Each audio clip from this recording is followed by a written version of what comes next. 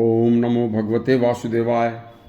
हमेशा से हर परिवार का हर सदस्य, हर मुखिया अपने परिवार में सुख, समृद्धि और प्रसन्नता चाहता है।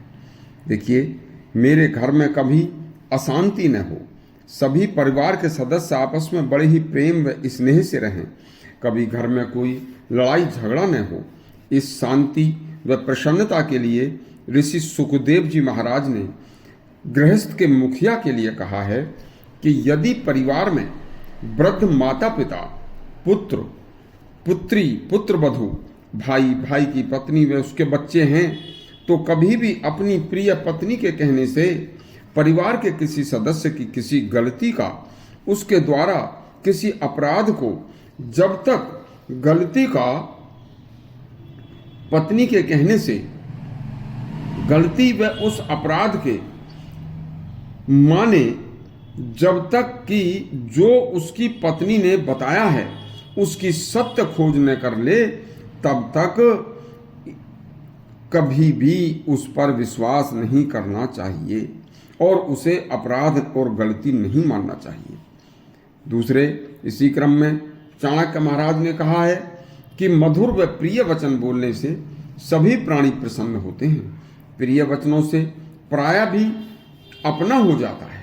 इसलिए घर में सभी सदस्य प्रिय मधुर वचन बोलने वाले घर में कभी हों तो घर में कभी अशांति नहीं होगी। इसी पर विदुर जी ने कहा है कि घर का शासन चलाना देश के राजा की तरह होता है। इसलिए अपने परिवार का मुखिया कभी भी किसी बच्चे को या घर की स्त्री को नहीं बनाना चाहिए। इससे दुख रूपी परिणाम सामने आते हैं। विदुर जी ने आगे कहा है कि घर का मुखिया धैर्यवान, इंद्रियों पर संयम रखने वाला, पवित्र रहने वाला, दयावान, मधुर वचन बोलने वाला, घर के सभी सदस्यों को एक समान समझने वाला, किसी भी परिवार के सदस्य से अंदर द्रोह न रखने वाला होना चाहिए। यह 7 बातें घर में धन, धान्य और लक्ष्मी को बढ़ाने वाली होती हैं। इसी क्रम में एक कणिक नीति है। उस कणिक नीति में आया है कि घर का मुखिया घर पर आने वालों में यदि कोई विश्वास पात्र व्यक्ति नहीं है तो उस पर कभी विश्वास न करें, क्योंकि ऐसे व्यक्ति पर विश्वास करने से कुछ भी कभी भी कोई अनर्थ, कोई अनिष्ट हो सकता है। इसी में शुक्र नीति कहती है कि घर गृहस्थ में आयु, धन, अपने घर की कमियां, गुरुजी द्वारा दिया हुआ मंत्र, मैथुन, औषधि, दान, मान व अपमान, यह 9 बातें घर में गृहस्थ में अत्यंत गोपनीय होनी चाहिए या गुप्त रखने की होती हैं। यह 9 बातें उजागर करने की नहीं होती। इसी क्रम में नीति मंजरी नामक एक ग्रंथ है, उसमें आया है कि परिवार में माता पिता को हमेशा प्रसन्न रखना चाहिए। उनकी प्रसन्नता से सभी देवता व पितृ आदि प्रसन्न रहते हैं, जिससे घर में हमेशा सुख व शांति आती है।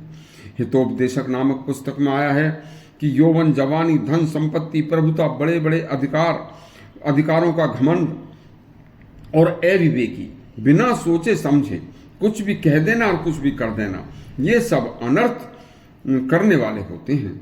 देखिए, इसी क्रम में भोज प्रबंध नामक एक ग्रंथ है, उसमें आया है कि विद्वान घर के मुखिया को कभी भी थोड़ा और चाहिए के चक्कर में जो अपने पास है उसका नाश नहीं करना चाहिए, बल्कि जो अपने पास है उसकी रक्षा करने की कोशिश करनी चाहिए।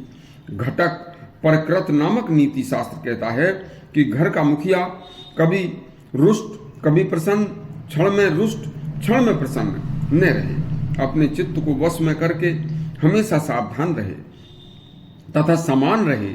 गरुड़ पुराण व स्कंद पुराण कहता है कि धर्म बुद्धि वाले स्त्री को माता समान, धर्म बुद्धि वाला पराई स्त्री को माता के समान समझने वाला, दूसरे के धन को मिट्टी के समान समझने वाला, सभी प्राणियों में अपने जैसी आत्मा समझने वाला हमेशा कल्याण का पात्र होता है। उसके घर में उसका स्वयं का और परिवार का कल्याण होता है। यह सामान्य घर गृहस्थियों के लिए शास्त्रों के प्रसंग यदि आपको अच्छे लगे हों तो हमारा चैनल सब्सक्राइब करें और घंटी दबाएं। धन्यवाद।